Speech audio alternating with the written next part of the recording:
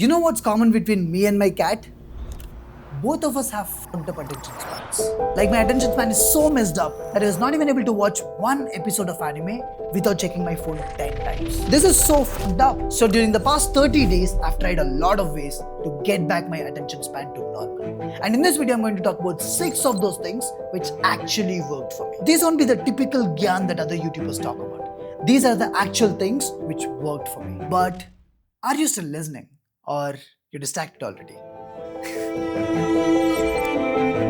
A couple of months ago, something really stuck with me. I had to call someone, so I took my phone and I suddenly got a notification. And after 20 minutes, I've realized that I was actually scrolling reels. I mean, how the fuck did I forget that I had to call someone in the first place? This is so bad and we need to fix this immediately. So the step number 1 is turn off all the notifications from all the apps on your phone. You'll not realize, but you'll end up saving at least 1 to 2 hours of your day if you just turn off all the notifications. But you know what? This is not enough. So I went even more crazy. I've decided that there should be at least one day in a week where I don't use my phone at all. So for the past 2 months, I'm literally using an app blocker to block all the apps on my phone on Sundays. Plus, I'm turning on the do not disturb mode so that no one can give me a call. Only exceptions, my family, in case of emergency. I mean, this was tough for me during the first 2 weeks because I was feeling like, my phone, I want to use it. But it got much better with time. Now, I don't need my phone. My phone needs me. Sunny skipped down her street as she followed her. Now, the first 2 steps made my life much better, but they still didn't solve the core problem that I had, the fucked up attention span.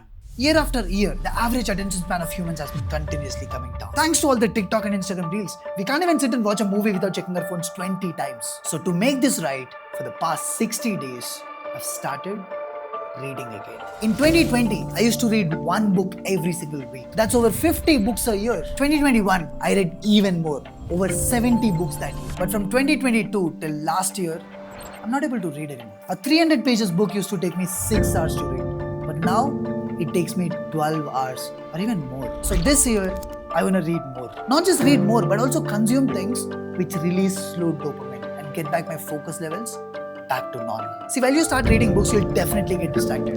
But you have to force yourself to continue reading. That's the first secret to bringing your focus levels back to normal. But what if while you're studying or working or reading, you suddenly get to remember something very important that you have to do? Or maybe you get an amazing idea, and if you don't act it now, you might forget it later. You have 2 options. Either you do it now or you forget it. No, I'm just kidding. There's a third option which is much better. Just write it down somewhere.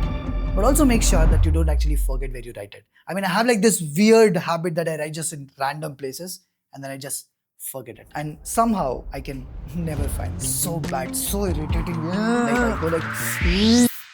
Attention follows meaning. I mean, what a beautiful line. William James said it in 1980s. I mean, not that you care, but this is probably the reason why you tend to focus longer, especially when you're trying to build something that you care. For me, while I make these videos, I just get into flow state because I just fucking love making these videos. But also over the past 5 years of guiding students across multiple domains, I also met a lot of students who said something very similar. Can I just call you Vishwak or should I call you Vishwak Sena? No, you can call me Vishwak. So we have Vishwak with us right now and he's a second year college student running his own startup while being a full-time college student. And guess what? Vishwak is already making over lakhs every single month. So Vishwak, do you also tend to focus for longer when you work on your own startup versus like probably watching the classes and stuff? Obviously, it's my startup because I think I care about it more than my classes. I hope my professors are not watching this. But you know, last week on Sunday, we got a new project and we completed it in 8 hours, like in one sitting. Damn. See, that's the power of working on something that you care. Also, Vishwak is from NIT. And I keep speaking about them because I believe that they're doing amazing work, especially by involving students not just in classes, but also in content creation, entrepreneurship, and real-life projects. They offer a 4-year on-campus AI/ML program across 20 plus universities. The enrollments have already started. You can also use my code THARUN to get 50% off on their entrance exam. The link is in the description. And last but not the least, this is one of the best things that I've tried in this list. This is about using music to focus. In Telugu, people say mullun mullu toti diyali. I mean, if music will fuck my dopamine levels, can I use the same music to get into ultimate flow state? Over the past few years, I've seen that sometimes in the places where there's no music, no noise, everything's very calm, it is actually harder for me to get into flow state. But in loud environments or in the places where there's loud music, I'm able to get into ultimate flow state very, very fast. How is that even possible? And after digging a bit, I found something called as this, which says your mind needs the right amount of stimulation to unlock peak flow state.